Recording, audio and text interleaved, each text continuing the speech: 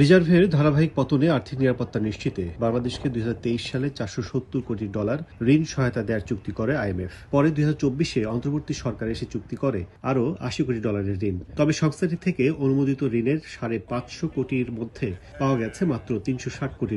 অন্তর্বর্তী সরকার ক্ষমতায় আসার পর ঋণের অর্থ ছাড়ে শুরু হয় ধীরগতি। ওয়াশিংটন ডিসিতে আইএমএফের সঙ্গে বৈঠকের পর গভর্নর জানালেন, ঋণের বাকি অর্থ ছাড়ে আবারও সৃষ্টি হয়েছে অনিশ্চয়তা। যে সেটা আসছে, আমরা বলছি যে ইলেকশন সাইকেল যাই হোক না কেন, আমাদের যদি পলিসি রিকোয়ারমেন্ট যদি আমরা মিট করে থাকি তাহলে আমাদের রিভিউটা কমপ্লিট হওয়া দরকার।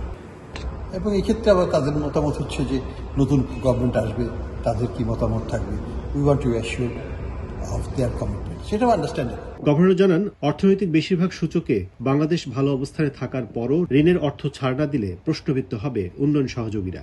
সবসময় তো আইএমএফ প্রোগ্রামে থাকতে হবে, ধরুন তো কোনো দাসখত দিয়ে তো আমরা হাসি নেই। আমাদের ইকোনমিক পজিশন তো চেঞ্জ হয়ে গেছে। এখন কি আমার ব্যালেন্স অফ পেমেন্টের জন্য আইএমএফ টাকা দরকার? আমাকে যদি বলে আমি বলবো যে না, টাকার দরকার, আমাদের হয়তো পলিসি সাপোর্টের দরকার আছে। টাকা ইস্যুটা হচ্ছে যে একটা পলিসি এজেন্ডা তৈরি করা, এই সরকার যতটুকু পারে সেটাকে বাস্তবায়ন করা এবং আগামী সরকারের জন্য একটা পথ নির্দেশনা রেখে দেওয়া। চলতি মাসের শেষ দিকে ঋণের শর্ত পূরণের অগ্রগতি ও পরবর্তী কিস্তি ছাড়ের বিষয়ে পর্যালোচনা করতে বাংলাদেশ সফরে যাওয়ার কথা রয়েছে আইএমএফ মিশনের। কাজল আব্দুল্লাহ, ওয়াশিংটন ডিসি, যুক্তরাষ্ট্র।